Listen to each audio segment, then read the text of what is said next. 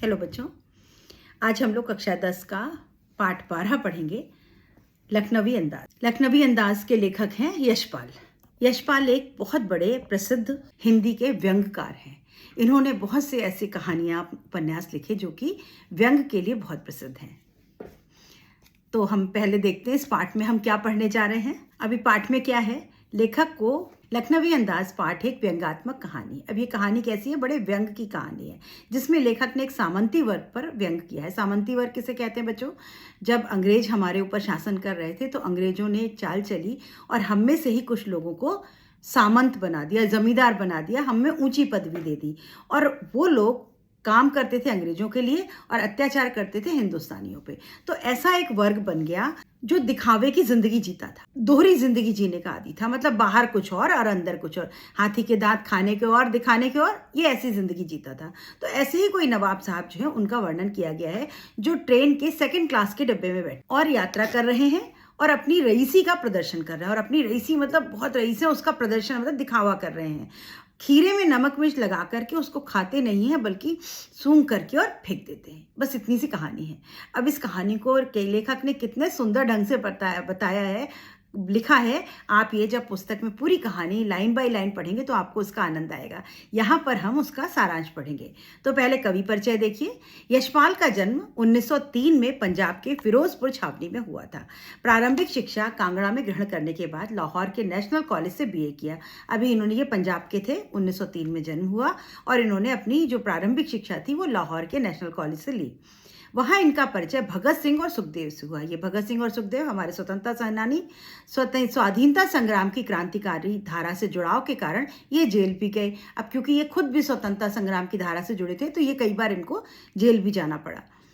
इनकी मृत्यु 1976 में हुई। ये यथार्थवादी शैली के विशिष्ट रचनाकार हैं। अब इनकी जो शैली थी वो कैसी थी? यथार्थवादी। यथार्थवादी मतलब बिल्कुल सच, कोई कल्पना, कोई मन से नहीं लिखते थे। ये जो था सामने उस सच्चाई को ये लिखा करते थे। मेरी तेरी उसकी बात उपन्यास पर इन्हें साहित्यिक अकादमी पुरस्कार से सम्मानित किया गया। अभी इनको एक जो उपन्यास था उसका नाम था मेरी तेरी और उसकी बात, और इनको साहित्य अकादमी पुरस्कार मिला था।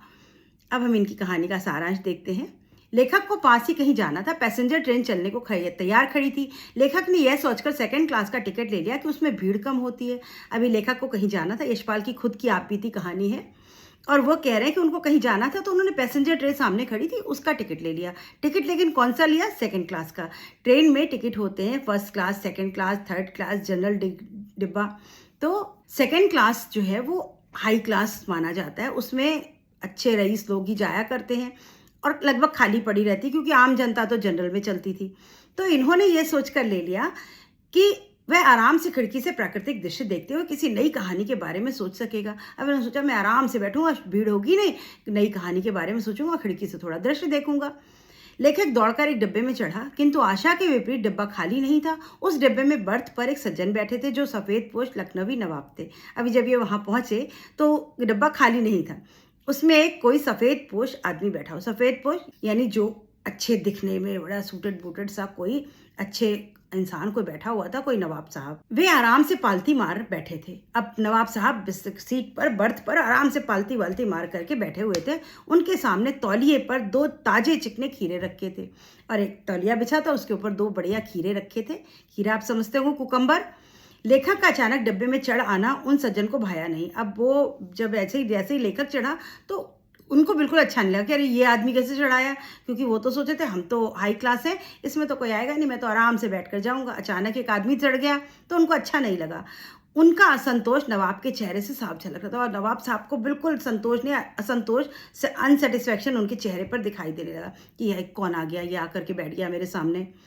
उन्होंने लेखक से बातचीत करने का उत्साह नहीं दिखा और उन्होंने बिल्कुल जैसे इग्नोर करते हैं, देखा ही नहीं हो, इन्होंने कोई उत्साह नहीं दिखा। क्यों?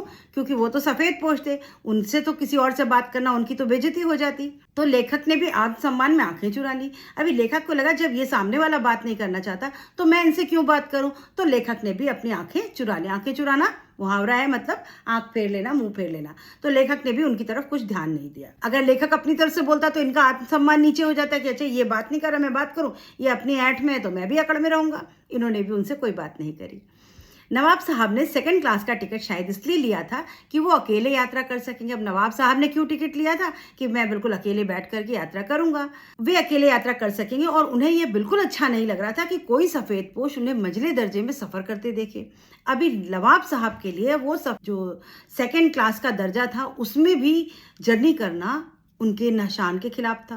वो तो इतने सफ़ेद पोश थे, उनको तो फर्स्ट क्लास में चलना चाहिए था, लेकिन क्योंकि वो सेकंड क्लास में थे, अगर किसी इंसान ने देख लिया तो उनकी तो बेइज्जती हो गई। तो उनको बिल्कुल अच्छा नहीं लगा कि ये आदमी चढ़ गया, अभी ऐसे देखेगा, सोचेगा कि है तो नवाब साहब बैठे सेकंड क्लास में है। लेखक ने सेकंड क्लास में क्यों लिया था?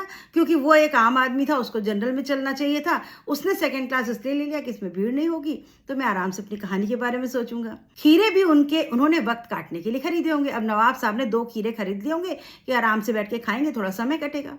लेकिन अब किसी के सामने कैसे खीरे खाएं? अब लेकिन वो किसी दूसरे आदमी के सामने खीरे कैसे खाएं? खीरा इतनी छोटी सी चीज, उनकी तो बेइज्जती हो जाएगी। नवाब साहब खिड़की से बाहर देख रहे थे और लेखक कनखियों से उनकी ओर देख रहे थे।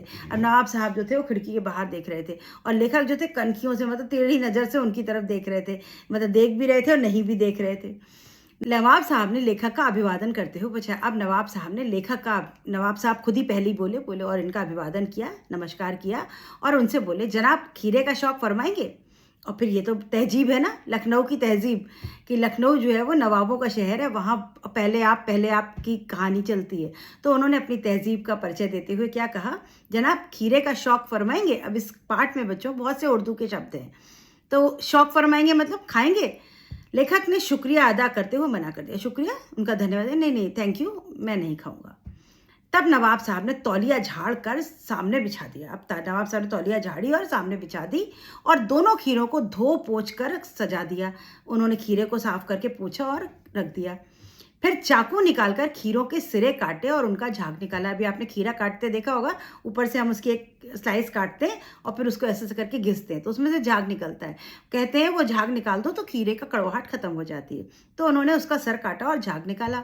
फिर बड़ी सावधानी से छील कर काटे और जीरा मिला नमक मिर्च बुरक कर तौलिए पर सजाते हुए पुनः लेखक से खाने का आग्रह किया। अब उन्होंने क्या क्या किया, काटा, झाग निकाला, फिर उसको धीरे से छीला, काटा और उसमें नमक मिर्च मिलाया, उसमें जीरा भी मिला हुआ था और फिर रख दिया तौलिए पर, सजा दिया और फिर इनकी तरफ आग्रह किया, इनसे रिक्वेस्ट करी, आग्रह मतलब विनम्रता से इनसे कहा, खाइए।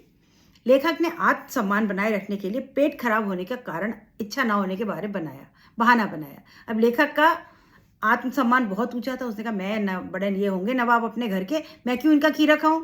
उन्होंने अपने आत्मसम्मान ने मना कर दिया। और बहाना क्या बनाया, नहीं मेरा थोड़ा पेट खराब है इसलिए मैं नहीं खाऊंगा। नवाब साहब द्वारा खीरे सूंघ कर फेंकना। नवाब साहब से संतृष्ट आंखों से खीरे की फांकों को देखा। नवाब साहब ने संतृष्ट आंखों से खीरे की फांकों को देखा। संतृष्ट मतलब तृष्णा की भांति, तृष्णा मतलब इच्छा।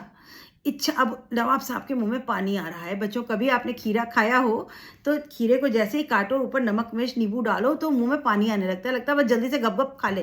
तो वो काट के रखे खीरे देख करके उनके मन में तृष्णा जागी। तृष्णा मतलब इच्छा जागी और वो उसकी तरफ देख करके लंबी सी एक सांस ली।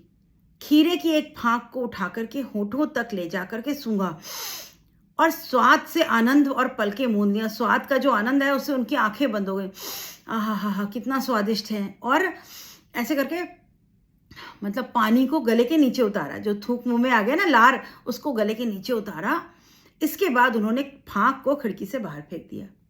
इसी प्रकार एक एक फांक को उठाया, सूंघा, उसको अंदर एहसास किया उसका और फिर उठा करके खिड़की के बाहर फेंक दिया और काल्पनिक रसास्वादन कर खिड़की से बाहर फेंकते गए। ऐसे करके उन्होंने एक एक करके फांक उठाई और काल्पनिक रसास्वादन, कल्पना में उस रस का आनंद लेकर के उस सारी खीरे की फांकों को, फांके मतलब जो स्लाइसेस थे, उनको खिड़की के बाहर फेंक दिया। खीरे की सारी फांके बाहर फेंक कर नवाब साहब ने तौलिए से हाथ पोंछा। उन्होंने जब फेंका फिर तौलिए से अपने हाथ पोंछे और गर्व से लेखक की ओर देखा और फिर बड़े स्टाइल से उन्होंने लेखक की ओर देखा मैं नवाब हूँ, खाता नहीं हूँ, सूंघ के ही आनंद ले लेता हूँ। वे मानो कह रहे थे कि ये खानदानी रईसों का तरीका है, मतलब मैं तो खानदानी रईस हूँ, मैं ये ऐसी बेकार की चीजें खाता वाता नहीं हूँ। नवाब साहब खीरे की तैयारी और उपयोग से थक कर लेट गए थे। अब नवाब साहब ने इतना काम किया था, खीरा छीला, काटा, सजाया, सूंघा, आनंद लिया, फेंका, इस सब में वो थक गए थे, वो आराम से थक कर लेट गए। लेखक ने सोचा है कि खीरा इस्तेमाल करने के इस तरीके से उदर की तृप्ति भी हो सकती है। अब लेखक आश्चर्य में कि खीरे को इस तरह से इन्होंने खाया, सूंघ करके फेंक दिया, क्या इससे इनका उदर मतलब पेट, तृप्त मतलब संतोष हो गया, इनका पेट भर गया क्या? अगर खीरे को इस तरह से खाने से पेट भर जाता है, तभी नवाब साहब ने डकार ली। और फिर तभी जब तक वो ये सोच ही रहा था कि क्या खीरा इस तरह से बिना खाए पेट भर गया इनका, तभी नवाब साहब जोरदार डकार मारी और बोले खीरा लजीज होता है लेकिन होता है शकील।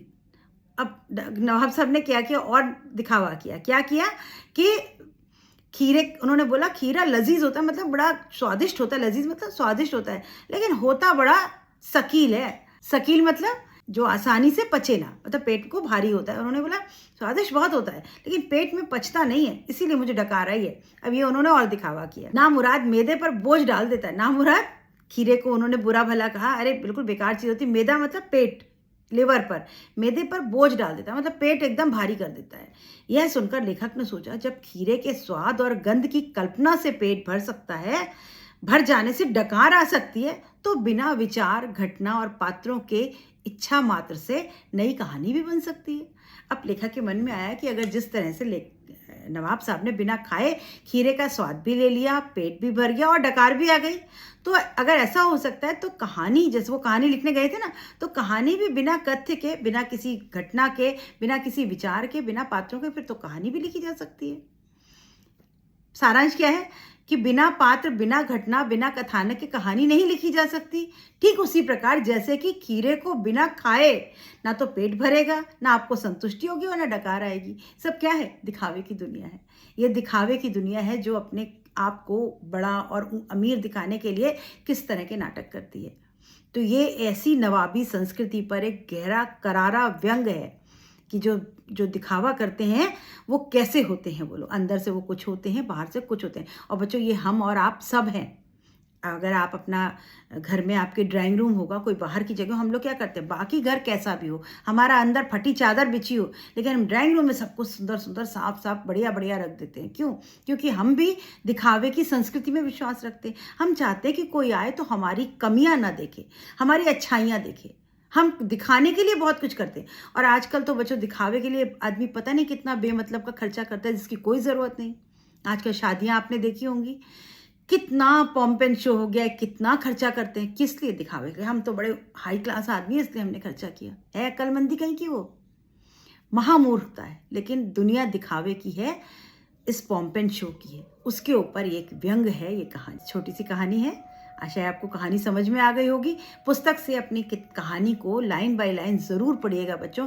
कम से कम एक बार कहानी की रीडिंग ज़रूर करिएगा। आपको ये सब समझ में आ गया होगा। एक बार इसके शब्द अर्थ और देख लें बच्चों। और बच्चों इसके शब्द अर्थ जो है पुस्तक में पाठ में पीछे दिए हैं, उनको भी आप जरूर एक बार पढ़ें, क्योंकि पैराग्राफ दे करके इसमें आपसे छोटे छोटे प्रश्न पूछे जाएंगे और कुछ शब्दों के अर्थ भी पूछे जा सकते हैं 1 नंबर के प्रश्न में। तो आपको इस पाठ में से स्पेशली, विशेषकर आपको शब्द अर्थ भी जरूर पढ़ने। यहाँ मैं आपको शब्द अर्थ दे रही हूँ, आप चाहें तो इससे भी एक बार पढ़ सकते हैं और इनको याद करने की कोशिश करिएगा। वैसे तो कहानी में आपको शब्द आएंगे तो आपको अर्थ समझ में आ जाएगा, लेकिन उनका सही अर्थ आपको पता होना चाहिए। हो सकता है 4 ऑप्शन दिए हो, उसमें से सही ऑप्शन छांट करके आपको शब्द का अर्थ लिखना पड़े। तो इनको जरूर एक बार अपनी आंखों के नीचे से निकालिए, 1-2 बार इसकी रीडिंग कर लीजिए, आपको पाठ पूरी तरह से समझ में आ जाएगा। तो मिलते हैं नेक्स्ट वीडियो में इसके प्रश्न उत्तर के साथ। तब तक चैनल को लाइक, शेयर, सब्सक्राइब करिए, कमेंट लिखिए। Good bye.